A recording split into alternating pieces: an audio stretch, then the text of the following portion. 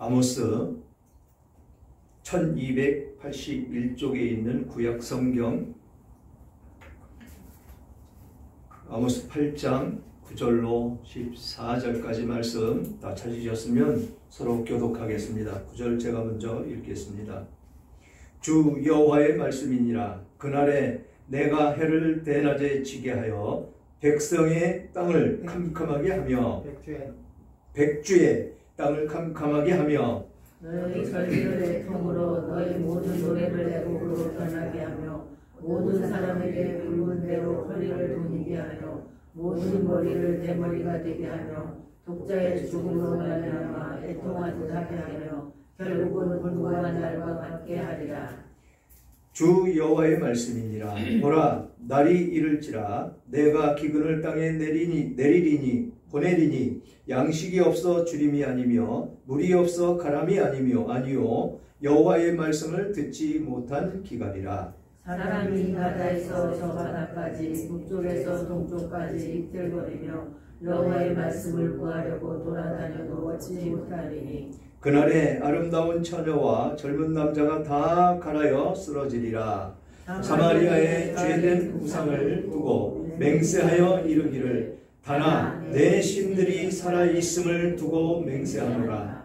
걷기나 하거나 부알세바가 살아있음을 두고 맹세하노라 하는 사람은 엎드러지고 다시 일어나지 못하리라. 아멘. 아멘. 오늘 제목은 만족함이 없는 삶이라는 제목으로 은혜를 나눌까 합니다. 우리는 이 땅 가운데 삶을 살아감으로 참으로 예수로 말미암아 만족하는 그런 삶을 살지를 못하는 것을 우리는 느끼며 살아갑니다. 지금 이 세대는 모든 것이 넘쳐나는 그런 세대를 우리는 살아가고 있기 때문에 그렇다라는 것이죠. 손가락 하나로 세상의 모든 정보를 얻고 화려한 문화 콘텐츠 속에서 우리는 그렇게 살아간다라는 것이지요. 그러나 이상하게도 우리의 영혼은 더 깊은 공허와 갈증을 느낄 때가 많이 있다라는 것입니다. 그래서 이 아모스 8장은 바로 이 풍요 속에 역설적인 빈곤, 물질적인 탐욕이 불러온 영적 파멸을 날카롭게 고발하는 그런 모습의 말씀이다라는 것이죠. 그런 상황의 탐욕 가운데 살아가므로 우리는 끝없이 만족감을 느끼지 못하며 살아간다라는 것입니다. 성경은 끊임없이 탐욕을 버리고 오직 말씀 안에 거하라고 권면을 하시는데 왜 우리는 그런 것에서 벗어나지 못하며 살아가느냐라고 묻고 있는 그런 말씀이기도 합니다. 그것은 우리의 삶 가운데 영적 기갈의 심각성을 강조하고 있다는 것입니다. 물질적인 그 풍요로 하나님의 말씀을 듣지 못하는 이 현대인의 영적 상태를 깊이 있게 말씀하고 있다라는 것입니다. 늘 제가 말씀을 하는 것이 올바른 말씀 안에서 그 말씀이 내 안에서 역사해야 된다라는 것입니다. 그래서 우리는 그 말씀 안에 있어야 기갈이 없고 만족한 삶을 살아갈 수 있는 우리들의 모습이 된다라는 것이죠. 그래서 오늘 본문을 통해서 하나님의 말씀을 듣지 못한 그 기갈에 임박했음을 경고하고 회개와 애통함으로 절기를 변화시키고 삶의 우선순위를 대정립할 것을 촉구한다라는 것입니다. 특히 자신을 위한 삶이 아닌 하나님과 이웃을 위한 삶을 살아야 함을 강조하면서 좁은 길을 걸어가기 위한 영적 전투를 벌일 것을 권면하는 말씀이다라는 것입니다. 또한 영적 갈급함을 느끼는 이들에게 진정한 영적 방향을 제시하는 그런 말씀이기도 하다라는 것입니다. 그래서 말씀을 살펴보면서 왜 만족한 삶이 우리들에게 없는지를 그 원인과 해결 방법을 찾아보도록 하겠습니다. 그래서 먼저 9절에 뭐라고 말씀하십니까? 주 여호와의 말씀이니라. 그날에 내가 해를 대낮에 지게 하여 백주의 땅을 캄캄하게 하며 라고 말씀을 하십니다. 어둠이 뒤덮인다. 영적인 어둠이 뒤덮인다는 것이 무슨 의미입니까? 영적인 어둠이 뒤덮이면 나라도 망하고 우리들의 영적도 피폐해져서 살아갈 수 없는 그 과정 가운데 놓이더라라는 것입니다. 온갖 세상의 죄, 세상의 화려함, 그곳에 빠져버리는 그런 인생밖에는 되지 않더라라는 것이죠. 그 안에 있으면 만족하며 삽니까? 세상 가운데 놓여있는 우리들의 삶 가운데에서 만족함을 누리며 사는 사람들 보셨습니까? 물론 돈이 있다고 떵떵거리고 큰소리 치면서 사람들을 미혹하고 자기 편으로 만드는 것은 쉽게 할 수가 있을 것입니다. 그러나 그들 삶이 만족함을 느끼며 사는 그런 삶이 되겠느냐라는 것입니다. 끝없는 욕망과 끝없는 욕심 가운데에서 그 삶을 피폐해지는 그 과정 가운데 놓여진다는 것이죠. 이 오늘 9절 말씀과 같이 백주에 캄캄하게 해준다라는 것입니다. 우리의 영이 이렇게 캄캄해지면 안 된다라는 것이지요.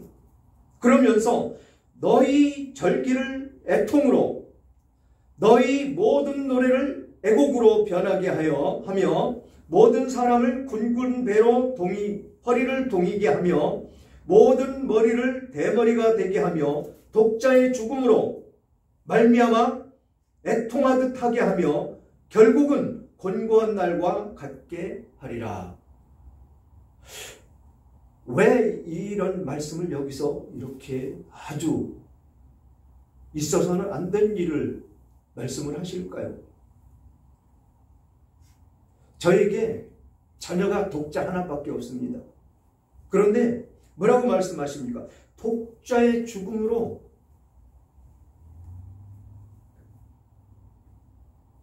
이런 상황에 처한다면 우리의 삶은 어떨까요? 완전히 피폐해지지 않겠습니까? 자녀를 앞세우는 그 삶, 그것은 사람이 가장 견디기 힘든 그런 고통 가운데 놓여지는 것이다 라는 것입니다. 우리는 어떤 모습으로 살아가야 되느냐? 모든 것을 애통으로 바꾸고 우리가 부르는 노래는 모두가 애곡으로 변하게 하고 굵은 배로 허리를 동이게 하고 머리를 대머리가 되게 하고 이런 모습 가운데 하나님은 왜 이런 저주를 지금 이스라엘에게 내리고 있느냐라는 것입니다. 그런 삶 가운데에서 이들은 만족한 삶을 살 수가 없는 그런 지경에 놓여지더라라는 것이죠. 그러면 왜 만족함이 없는 그런 삶이 이들에게 찾아왔는지를 찾아봐야 되겠죠. 그 원인 첫 번째, 하나님이 기근을 보내셨다라는 것입니다. 11절, 주 여호와의 말씀이니라. 보라, 날이 이를지니라. 내가 기근을 땅에 보여내리니 양식이 없어 주림이 아니며 물이 없어 가람이 아니요 여호와의 말씀을 듣지 못한 기갈이라. 기근을 땅에 보낸다. 이거 지금 비를 안 내린다는 이야기가 지금 아닙니다. 영적으로 말씀하면 지금 우리들 심령 가운데 그런 기갈을 하나님이 허락을 하셨다라는 것입니다. 그래서 그 기갈로 말미암아 어떻게 한다고요? 양식이 없어서 주림이 아니다. 물이 없어서 가란 것이 아니다라는 것입니다. 이것이 첫 번째 원인이고 두 번째 원인, 하나님의 말씀을 듣지 못하기 때문이다 라고 말씀을 하십니다. 11절 하반절, 여호와의 말씀을 듣지 못한 기갈이라. 말씀을 듣지 못하기 때문에 그렇다라는 것입니다. 그런데 지금 오늘날 이 세상은 어떻습니까? 이 성경이요, 넘쳐납니다. 이 성경. 저도 이거 어디 행사 갈 때 가지고 가고, 여기서 설교할 때 쓰고, 교회 와서 보는 성경 저 뒤에 있습니다. 그리고 집에 성경 한 20권은 됩니다. 거기서 특별히 설교 준비하라고 보는 성경 제 책상에 놓여 있고, 책꽂이에 쭉 꽂혀 있는 것이 성경입니다. 여러분들은 어떨까요? 교회에 놓고 가시는 성경이 있고, 또 집에 성경이 있고, 그리고 핸드폰에 앱으로 받아서 성경을 항상 볼 수가 있고, 주일마다 나와서 예배를 드리며 말씀을 낭독하고 말씀을 듣고, 그런데 왜 여호와의 말씀을 듣지 못한 기갈이다 라고 말씀을 꼭 집어서 할까요? 지금 이스라엘 백성들은 어떤 모습입니까? 이들은 하나님의 말씀을 외우고 다니는 사람들입니다. 여기에 미간에다가 성경 말씀을 기록해서 항상 볼 수 있게 하고, 문설주에 붙여놓고 항상 말씀을 외우는 사람들입니다. 그런데 왜 여호와의 말씀을 듣지 못한 기갈이다 라고 하나님은 꼭 집어서 말씀을 하시느냐라는 것입니다. 말씀 안에 있지 않다라는 것입니다. 하나님은 뭐라고 말씀하십니까? 하나님의 말씀을 지켜 행하는 자는 나의 백성이 되고 나는 그의 하나님이 되리라고 말씀을 하십니다. 하나님의 말씀을 지켜 행하고 그 말씀을 듣고 잘 마음에 새겨서 그 말씀이 내 안에서 역사해야 된다라는 것입니다. 그래서 성경은 왜곡이 돼서는 안 된다라는 것입니다. 왜곡돼서는 절대로 안 된다라는 것입니다. 그 제 성경을 보면 선교 본문에다가 다른 구절에서 말씀하시는 것을 많이 가미 안 시킵니다. 꼭 필요한 거 아니면. 왜요? 다른 사람들 설교하는 거 보면 그 본문 이야기하다가 그 본문 딴 본문 갖다가 이야기하고 또 딴 본문 갖다 이야기하기 때문에 헷갈린다라는 것이죠.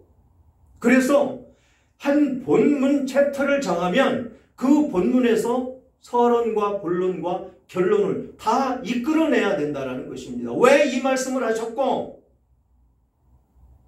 이 말씀을 우리는 어떻게 받아들여야 되고, 받아들인 말씀을 우리는 어떻게 해소를 해야 되느냐라는 것입니다.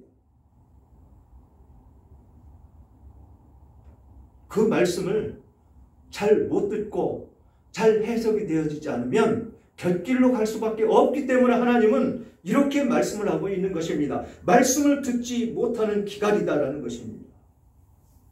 하나님이 기근을 땅에 보내리니 양식이 없어 주림이 아니다라고 말씀을 하시고 계시다라는 것입니다. 그래서 그 원인 세 번째를 보니까 시편 105편 16절에 보니까 그가 또 그 땅에 기근을 들게 하사 그들이 의지하고 있는 양식을 다 끊으셨도다.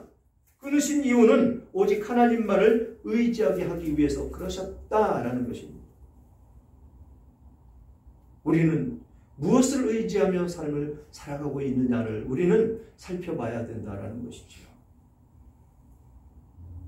예수님께서는 이 땅에 오셔서 이 이스라엘 가운데에서 복음을 증거하고 많은 사역을 하셨고, 병든 자 고쳐주셨고, 가난한 자 살펴봐 주셨고, 그런데 그때 그 상황이 이스라엘이 어떤 상황이었느냐라는 것이죠. 어떤 상황이었습니까? 로마의 속국이었었죠.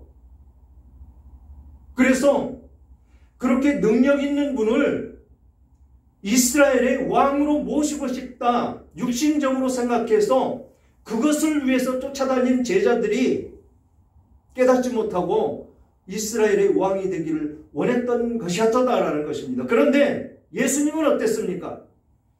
그거에 대해서 신경이나 쓰셨습니까?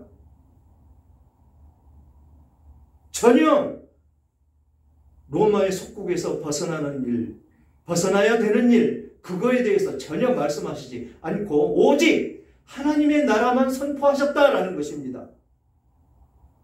왜 그랬을까요? 그들은 이 땅에서 살고 있지만 하나님 나라에 속해 있는 하나님 나라의 백성이기 때문에 그렇다라는 것입니다. 이 땅에서는 잠시 머물다가는 여행자이기 때문에 그런 것이 필요가 없었다라는 것이지요. 이것이 하나님 나라 백성된 도리로서 하나님을 높이며 하나님을 찬양하며 살아야 되는 우리들의 모습임을 말씀하고 있다는 것입니다. 그 12절 보니까 사람이 이 바다에서 저 바다까지 북쪽에서 동쪽까지 비틀거리며 여호와의 말씀을 구하고 돌아다녀도 얻지 못하리니 라고 말씀을 하십니다. 이것이 원인, 만족함이 없는 삶, 원인 네 번째 말씀입니다. 말씀을 구할 수 없기 때문에 그렇다라는 것입니다. 왜 구할 수가 없다고 말씀을 하실까요? 들을 귀가 없기 때문에 그렇습니다. 아무리 들려줘도 듣지 못하기 때문에 그렇습니다. 이스라엘이 범죄했을 때 선지자를 하나 세워서 하나님은 뭐라고 말씀하십니까? 이 나라 멸망할 것이니까 회개하고 돌이켜라. 그렇지 않으면 주변국을 통해서 애굽이나 바벨론이나 그런 주변국을 통해서 너희들을 멸망시킬 것이다. 포로로 잡혀갈 것이다. 라고 말씀을 하시면서 그 말씀을 선포하는데 그 선지자들은 어떻게 했습니까? 너가 거짓말이야. 너 거짓 선지자야. 그러면서 죽이고 구덩이에 쳐놓고 온갖 나쁜 행실 다 보이고 거기에 거짓 선지자 일어나서 어떻게 했습니까? 우리 하나님이 어떤 하나님이신데 우리 이스라엘을 멸망길로 이끌겠느냐라고 말씀을 하는 그 과정 가운데 달콤한 맛에 달콤한 그 말에 현혹이 되고 미혹이 돼서 거기에 끌려갔다라는 것입니다. 이스라엘 백성들 모두가. 그래서 나라는 이루어졌고 침략을 당했고 굶주려야 됐고 굶주리며 사는 그 과정 가운데 어땠습니까? 포로로 잡혀가가지고 노예로 삶을 살고 하나님의 말씀을 들어야 된다는 것이죠. 들을 귀가 없다. 들어서 그 말씀을 새겨야 되는데 그 말씀을 새기는 그 심령이 안 되어 있다. 그래서 뭐라고 말씀하신다고요? 동서남북으로 돌아다녀 비틀거리며 말씀을 구하러 돌아다녀도 얻지 못할 것이다 라는 것입니다. 이사야서에서는 그렇게 말씀하시죠. 누가 나를 위해서 갈꼬? 라고 하나님이 하소연할 때 어땠습니까? 제가 가겠습니다. 제가 가서 하나님의 말씀을 전하겠습니다. 라고 나선 그 선지자한테 하나님 뭐라고 그랬습니까? 저들이 듣지 못하게 해라. 듣고 깨닫고 돌이킬까 염려스러우니까 듣지 못하게 하라 라고 말씀을 하시는 것이 하나님이시다라는 것입니다. 왜 그런 저주의 말씀을 하나님의 선민이라고 하는 이스라엘 백성들에게 하셨느냐라는 것입니다. 금방 말씀드린 것 같이 너무도 듣지 않더라는 것이죠. 너무도 완전히 하나님과 다른 길로 가고 있고 엉뚱한 일을 행함으로 말미암아서 하나님은 진노하셨다라는 것입니다. 그러면서 그날에 아름다운 처녀와 젊은 남자가 다 갈아여 쓰러지리라. 우리는 먹을 양식으로 쓰러지는 것이 아니고 무엇으로 쓰러진다고요? 말씀이 없어서. 그래서 가라고 그것으로 말미암아 쓰러진다라고 말씀을 하십니다.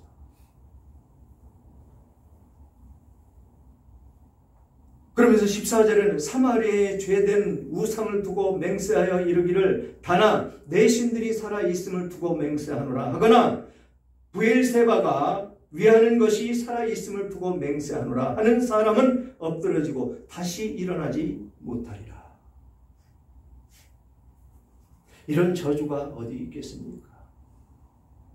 그런 삶을 살기 때문에, 세상 속에 살기 때문에 그 속에 묻혀서 우리는 만족함이 없는 그런 삶을 살 수밖에 없더라라는 것이지요.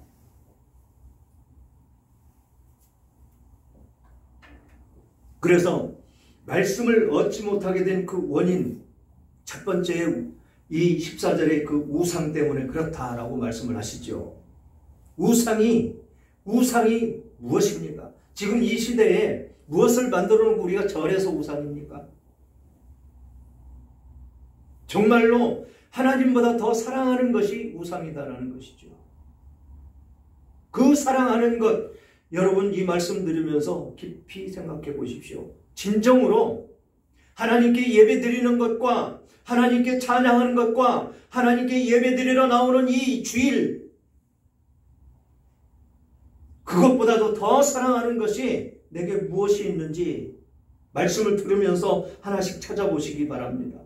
마태복음 10장 37절과 38절은 이렇게 말씀하십니다. 아버지나 어머니를 나보다 더 사랑하는 자는 내게 합당하지 아니하고 아들이나 딸을 나보다 더 사랑하는 자도 내게 합당하지 아니하며 또 자기 십자가를 지고 나를 따르지 않는 자도 내게 합당하지 아니하니라. 여러분들 십자가를 지신다는 것이 무엇이라고 생각하십니까?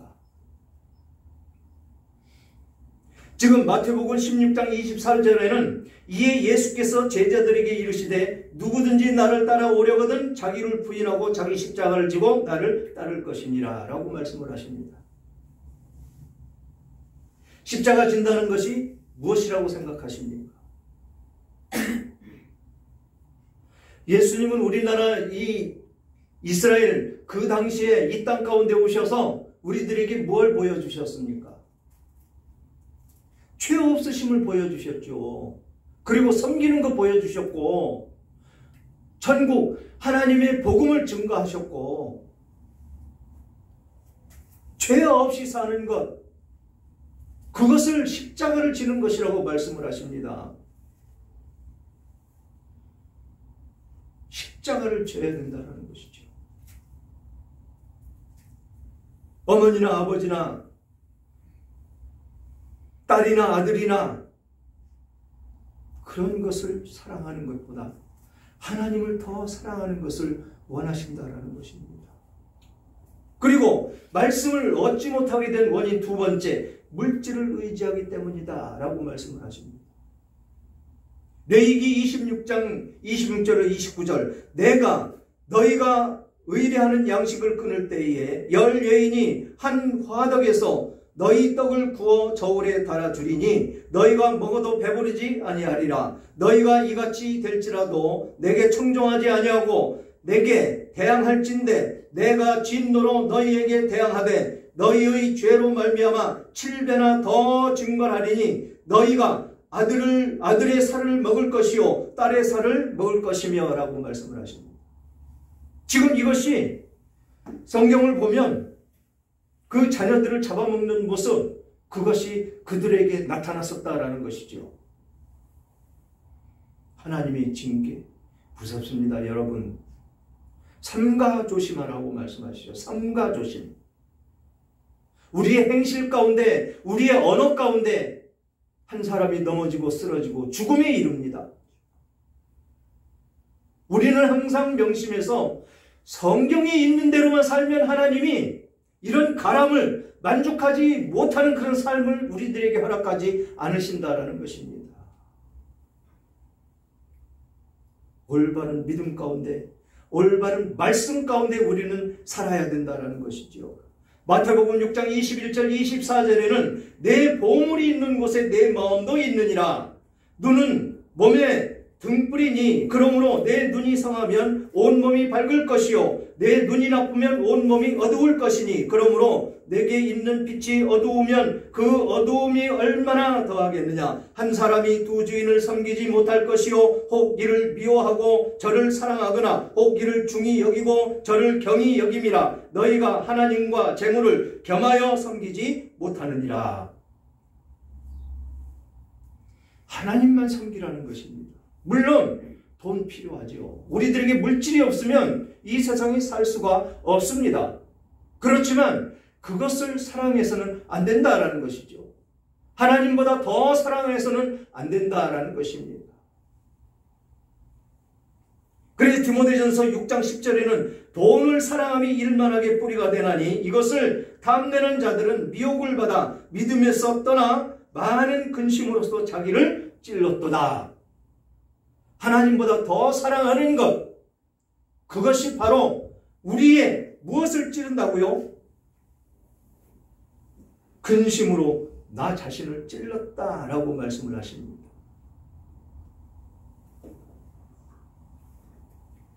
누가복음 8장 14절은 가시떨기에 떨어졌다는 것은 말씀을 들은 자나 지내는 중에 이생의 염려와 재물과 향락의 기운이 맡겨 온전히 결실하지 못하는 자요 라고 말씀을 하십니다.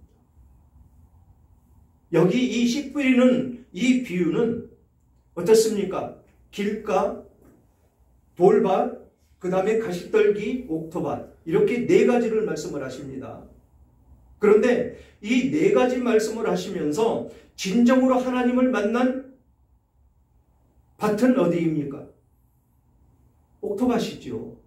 그곳에 말씀이 떨어져서 결실을 맺기 때문에 그렇습니다. 길가는 세상 사람들을 이야기하죠. 전혀 길가에 뿌려져서 새들이 와서 쪼아먹어갔다. 말씀은 떨어졌는데 그 사람들은 듣지도 못하고 받아들이지도 못한다라는 것이죠. 돌밭 어떻습니까? 돌밭도 역시 마찬가지로 떨어져서 뿌리를 내리고 싹은 났는데 어떻습니까? 바로 깊지 못하기 때문에 시들어버리죠. 이것은 하나님을 만나기는 했는데 그 심령 가운데 성령이 내재되지 못한 그런 상황. 지금 여기서 말씀하신 가시떨기 역시 마찬가지입니다. 말씀은 들은 자나 지내는 중에 무엇 때문에? 이생의 염려와 재물과 향락의 기운이 막혀 온전하니 결실하지 못하는 자다. 이 역시도 하나님을 성령이 내 안에 들어와 계시지 않는 사람을 이야기를 합니다. 그렇기 때문에 듣기는 듣는데 잠시 기쁨은 느끼는데 그 말씀이 옳다고 생각은 되는데 바로 교회 문 밖에만 나가면 그 생각은 전혀 생각이 나지 않는다라는 것입니다. 그리고 말씀을 얻지 못하는 세 번째 원인, 말씀에 불순종하기 때문에 그렇다라는 것입니다.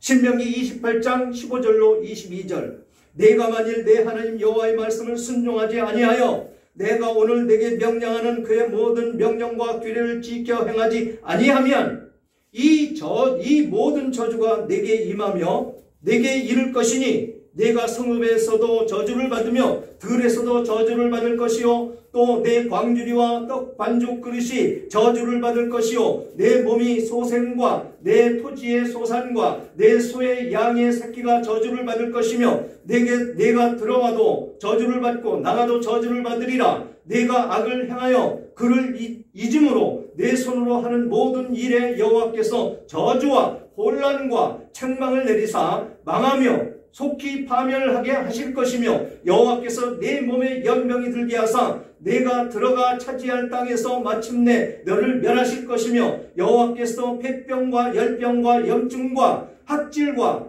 한재와 풍재와 썩는 재앙으로 너를 치시리니 이 재앙들이 너를 따라서 너를 진멸하게 할 것이라. 어떻게 하면 이런 저주가 온다고요? 앞에 뭐라고 그러셨습니까? 말씀을 순종하지 아니함으로 모든 명령과 규례를 지켜 행하지 아니하면, 그럼 우리는 어떻게 하면 이 저주를 면합니까?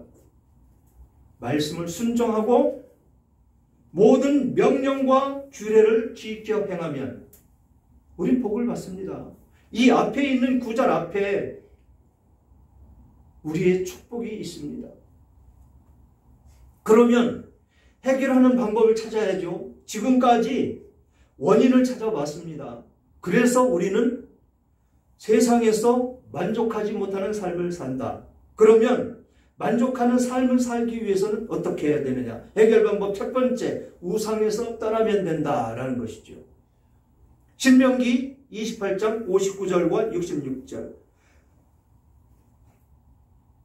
여호와께서 내 재앙과 내 자손의 재앙을 극렬하게 하시리니 그 재앙이 크고 오래고 그 질병이 중하고 오래일 것이라. 여호와께서 내가 두려워하는 애굽의 모든 질병을 내게로 가져다가 내 몸에 들러붙게 하실 것이며 또 이 율법책에 기록하지 아니한 모든 질병과 모든 재앙을 내가 멸망하기까지 여호와께서 내게 내리실 것이니 너희가 하늘의 별같이 많을지라도 내 하나님 여호와의 말씀을 청종하지 아니하므로 남는 자가 얼마 되지 못할 것이라. 여호와께서 너희에게 선을 행하시고 너희를 번성하게 하시기를 기뻐하시던 것 같이 이제는 여호와께서 너희를 망하게 하시며 멸하게 하시기를 기뻐하시리니 너희가 들어가 차지할 땅을 땅에서 뽑힐 것이요 여호와께서 너를 이 땅 끝에서 저 끝까지 만민 중에 흩으시리니 내가 그곳에서 너와 내 조상들이 알지 못하던 목석 우상을 섬길 것이라.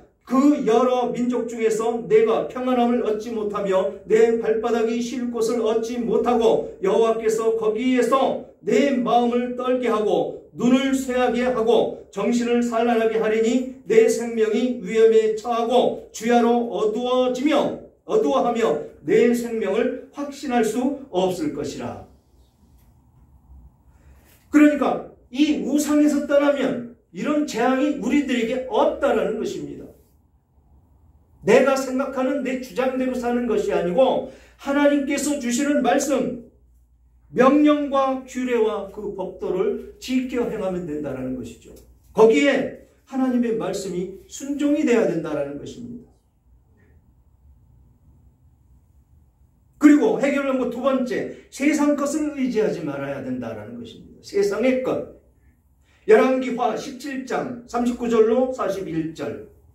오직 너희 하나님 여호와만 경외하라. 그가 너희를 모든 원수의 손에서 건져내리라 하셨으나 그러나 그들이 듣지 아니하고 오히려 이전 풍속대로 행하였느니라. 이 여러 민족이 여호와를 경외하고 또 그 아로 새긴 우상을 섬기니 그들의 자자손손이 그들의 조상들이 행하던 대로 그들도 오늘까지 행하니라. 그 세상 것에 우리는 치우쳐 살지 말라는 것입니다. 그리고 디모데전서 6장 8절로 10절. 우리가 먹을 것과 입을 것이 있은즉 족한 줄로 알 것이니라. 부하려고 하는 자들은 시험과 올무와 여러 가지 어리석고 해로운 욕심에 떨어지나니 곧 사람으로 파멸과 멸망에 빠지게 하는 것이라. 돈을 사랑함이 일만하게 악의 뿌리가 되나니 이것을 탐내는 자들은 미혹을 받아 믿음에서 떠나 많은 근심으로써 자기를 찔렀도다 라고 말씀을 하십니다. 오직 하나님만 있어야 된다는 것이죠. 돈이 없어서는 안 된다는 것은 아닙니다. 돈은 우리들에게 살아가는데 필요의 방법 중에 하나이기 때문에 분명히 있어야 되죠. 그러나 하나님보다 더 사랑해서는 안 된다라는 것입니다. 꼭 필요는 하지만 하나님이 우선되어야 된다라는 것입니다. 해결 방법 세 번째, 말씀에 순종하라. 신명기 28장 1절로 6절. 내가 내 하나님 여호와의 말씀을 삼가 듣고 내가 오늘 내게 명령하는 그의 모든 명령을 지켜 행하면 내 하나님 여호와께서 너를 세계 모든 민족 위에 뛰어나게 하실 것이라. 내가 내 하나님 여호와의 말씀을 청종하면 이 모든 복이 내게 임하며 내게 이르리니 성읍에도 성읍에서도 복을 받고 들에서도 복을 받을 것이며 내 몸의 자녀와 내 토지의 소산과 내 짐승의 새끼와 소와 양의 새끼가 복을 받을 것이며 내 광주리와 떡반죽 그릇이 복을 받을 것이며 내가 들어와도 복을 받고 나가도 복을 받을 것이니라. 얼마나 하나님께서 많은 복을 허락하십니까? 그런데 조건이 있죠. 어떤 조건입니까? 하나님의 말씀에 순종하라. 하나님의 말씀을 듣고 그 명령과 규례를 잘 지켜 행하면 우리들에게는 이런 복을 주시겠다라고 약속을 하신 것입니다. 아까 말씀드렸듯이 우리가 세상에 만족하지 못하고 사는 삶을 살아가는 것, 그것은 하나님의 말씀에 순종하지 못하고 그 명령과 규례를 지키지 못하기 때문에 그렇다라는 것입니다. 그래서 히브리서 4장 12절과 13절엔 이렇게 말씀하시죠. 하나님의 말씀은 살아있고 활력이 있어 좌우의 날선 어떤 검보다 예리하여 혼과 영과 및 관절과 골수를 찔러 쪼개기까지 하며 또 마음의 생각과 뜻을 판단하나니 지으신 것이 하나도 그 앞에 나타나지 않음이 없고 우리의 결산을 받으실 이의 눈앞에 만물이 벌거벗은 것 같이 드러나느니라. 무엇이요? 하나님의 말씀이, 여기서 이야기하는 하나님의 말씀은 살아서 활력이 있어 능력이 있고 좌우의 날선검보다 어떤 날선검보다 예리하다고 말씀하십니다. 그 검이 여러분들 안에 와 계시다라는 것입니다. 그게 무엇입니까? 성령 하나님이시라는 것이죠. 그런데 세상의 삶을 살던 그 모습 그대로 있다면 과연 내가 구원받았는지 점검을 해봐야 된다는 것입니다. 악한 성품, 남을 미워하는 성품, 남을 저주하는 성품, 그것이 항상 내게 있다면 뒤돌아봐야 된다는 것입니다. 이렇게 하나님의 말씀은 활력이 있고 좌우의 날선 검보다 예리해서 영과 혼과 관절과 골수를 찔러 쪼개기까지 한다고 하는, 이것이 우리의 변화를 말씀하시는 것입니다. 그렇게 악했던 사람들이 완전히 온순한 양이 돼서 섬기는 사람으로 변하는 것입니다. 초대교회 때 평양에 그 시장통에 깡패 중에 깡패, 양아치 중에 양아치가 하나님을 만나니까 어땠습니까? 하나님을 위해서 목숨 바쳐서 하나님 주신 사역을 감당한 모습으로 돌변해 버리더라라는 것입니다. 그런 변화는 없어도 우리의 악한 성품은 변화가 되어야 된다는 것이죠. 우리는 하나님의 백성들입니다. 하나님의 뜻 가운데 살아가는 사람들입니다. 그래서 오늘 말씀과 같이 우리는 하나님 말씀 안에 있고 하나님의 말씀을 순종하며 살 때 이 세상 삶을 살아가는데 힘들고 어려움이 없고 만족함을 누리며 삶을 살아가는 우리들의 모습이 된다라는 것입니다. 그래서 뭐라고 말씀하십니까? 마태복음 28장 30절, 11장 28절로 30절. 수고하고 무거운 짐진 자들아 다 내게로 오라. 내가 너희를 쉬게 하리라. 나는 마음이 온유하고 겸손하니 나의 멍에를 메고 내게 배우라. 그리하면 너희 마음이 쉼을 얻으리니 이는 내 멍에는 쉽고 내 짐은 가벼움이니라 하시니라. 주님 안에 있으면 우리는 쉽고 쉼을 얻고 가볍게 우리는 살 수가 있다라고 말씀을 하십니다. 이 안에 없기 때문에 우리는 불평과 불만이 있고 미워하는 미움이 생기고 남을 저주하는 그런 저주가 생기는 것입니다. 그런 마음 가운데 있을 때 우리는 만족함이 없다라는 것이지요. 우리는 하나님의 말씀 가운데 언제나 승리하는 삶이 살기 위해서는 하나님의 말씀 가운데 하나님의 말씀을 청종하고 그 말씀을 순종하며 삶을 살아갈 때 우리들에게 주시는 복, 우리들에게 행하신 그 말씀 가운데 우리는 거할 수 있다라는 것이죠. 그 말씀이 어디 있습니까? 신명기 28장 1절로 6절 집에 들어가셔서 잘 한번 읽어보시기 바랍니다. 그 안에 있으면 승리는 우리들의 것이다 라고 말씀을 하십니다.